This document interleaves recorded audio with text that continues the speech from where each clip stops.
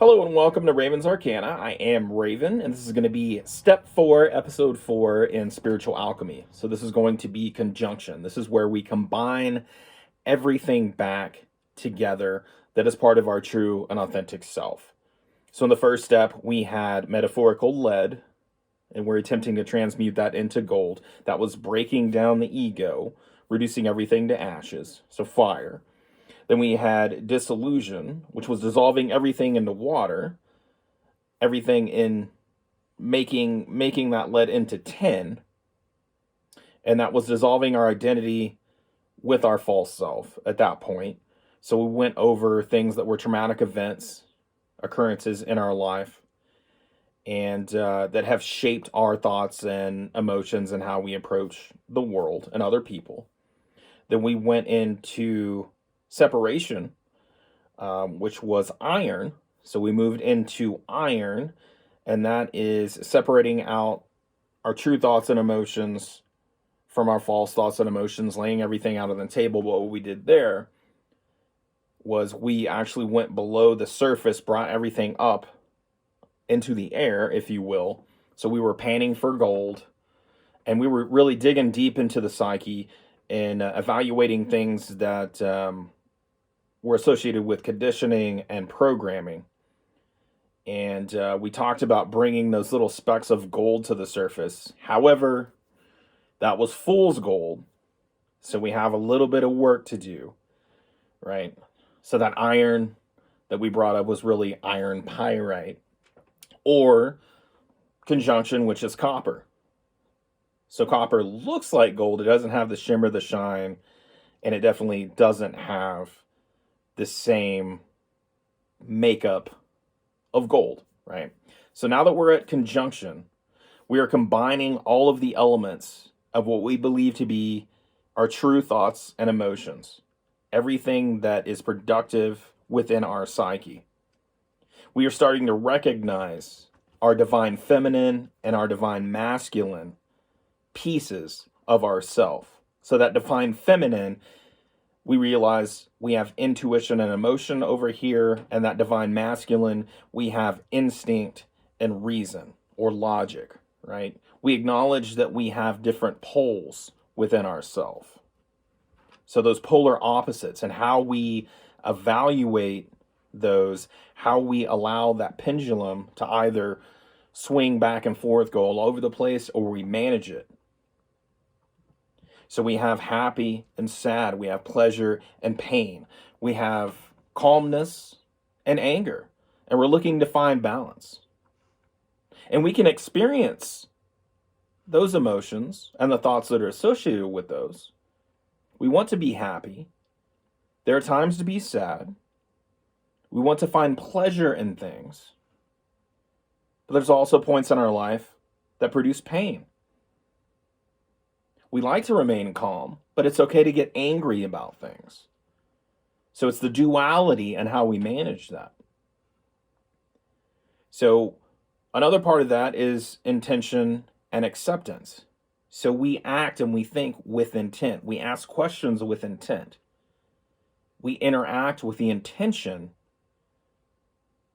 of receiving productive results or information that we can use, think about how we feel about it, and then proceed forward in a productive manner. And acceptance is the other part of that. We accept that there are things that we cannot change about our environment, our world. We accept that there are things that we cannot change about other people. And we are able to evaluate and reassess as we're going through this process. Now, conjunction is associated with copper, as I said, but copper has a ruling or governing planet of Venus. So Venus is all about love. It is about fertility. And in this stage, we are approaching the external, so people and our environment, society, everything that is bigger than us, with a loving manner, in a kind way. We're also looking internally and making sure as we're going through our thoughts and emotions that we're being kind and loving to ourselves. And everything works in reverse, right? So if we get angry about something, we are able now to evaluate that based on removing all that conditioning, that programming, based on recognizing and working through that we had traumatic events. And in the first step, we removed our ego so we didn't continue through a process that was detrimental, like, to our existence. And when I say removing the ego, we remove that ego that is arrogant, that is unwilling to change, that has the blinders on, that just stays the course and is unable to accept that we change, people change, our environment changes. And so at this point in time, when I said fool's gold with copper, we found those little specks when we brought them up to the surface in separation. We have not completed the task yet. One, we know there are 7 steps. And 2, there's a lot of work to do. Even though we have found everything that feels like is part of our true authentic self, we are still trying to understand why we think a certain way and why we feel a certain way about ourselves, our environment, and other people.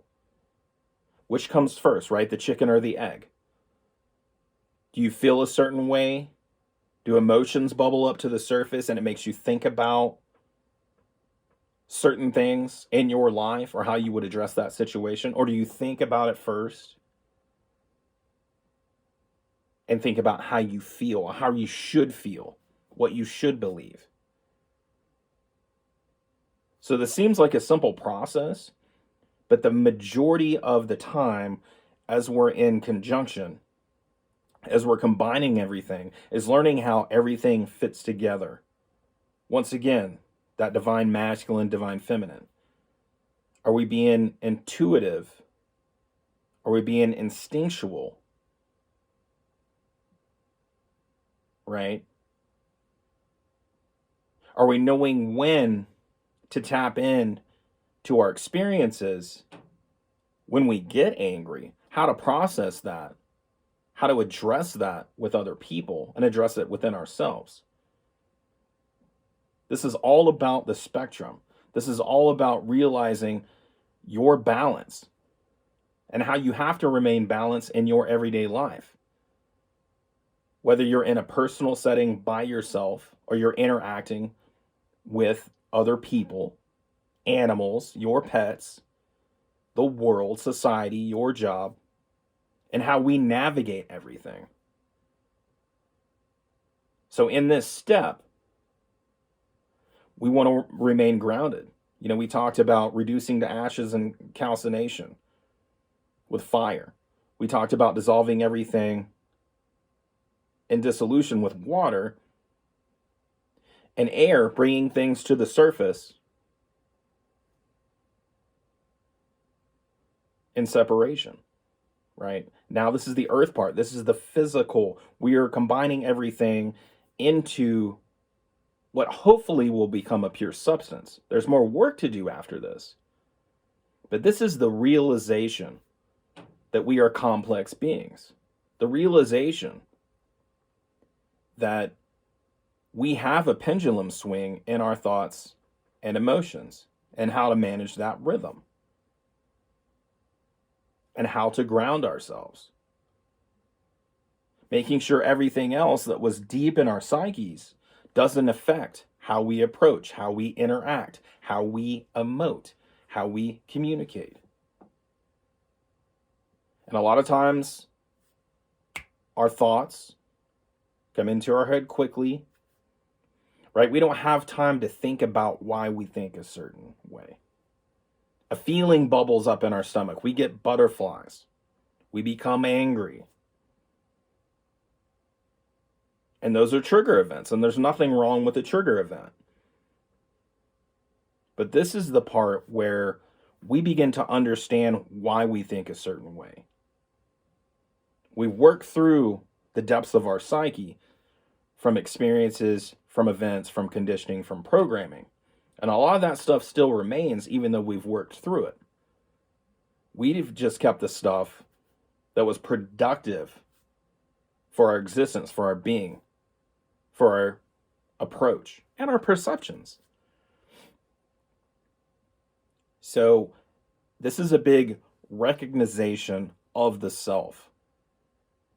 You have gathered everything, put it together, put it in that, I was going to say knapsack, your backpack, whatever.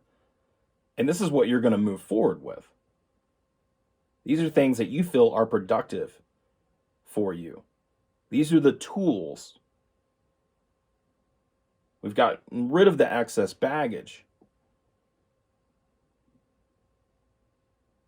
This is everything that is going to allow you to productively engage, process,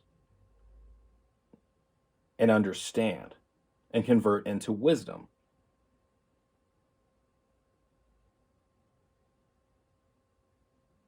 And realizing that, and I'll add this.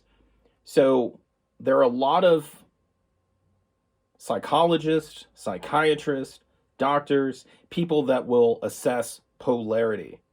We talk about being bipolar. We talk about being manic, all over the place. Now, it is important, one, to experience the whole spectrum of emotion. We want to avoid volatility, whether it feels positive or it feels negative. And the reason I brought up doctors and medication, things like that, all of that reduces our spectrum. Even conversations with a counselor, with someone like that, a lot of times will get you to reduce the size of your spectrum where you don't get really happy and you don't get really sad. You don't really think about and stay on certain things, so you don't experience a fluctuation, a large fluctuation that's unmanageable or is perceived to be unmanageable in your emotions. Now, medications, doctors, counselors, whatever, typically don't address the deep digging, the going into the depths that we have done in the first 3 steps. And if you're going through that and actually doing the work and you get here to this point, you realize that spectrum is important. What is important is to realize you have everything, all these blessings, all these gifts and thoughts and processing and analysis and intuition and instinct. And all of the emotions are important. It's about realizing what gets you to that point, how to process that, and how to bring you back to center in a loving manner. You want to be kind and loving to yourself, talking about that Venus energy. You want to be kind, loving, merciful to the world, to everything above and beyond and outside of yourself. All right. Thank you so much for your time. I really appreciate it. So we're going to have a few more episodes, 3 more coming up. If you like the video, give it a like. If you like the series, like the content, and you're not subscribed, please subscribe. You can hit the notification bell to get alerts when I release new episodes or new material. And yeah, take care of yourself and have an amazing day.